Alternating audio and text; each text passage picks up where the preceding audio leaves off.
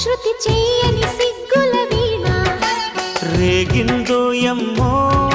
మతిపోయిన ఈ పసికూన ఏం తాళం వేశాడే ఏం రాగం తీసిందే అంగనా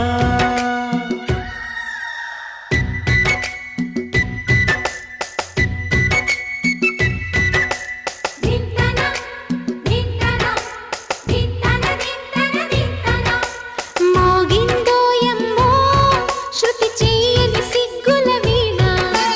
రేగిందో ఎమ్మో మతిపోయిన ఈ పసికూన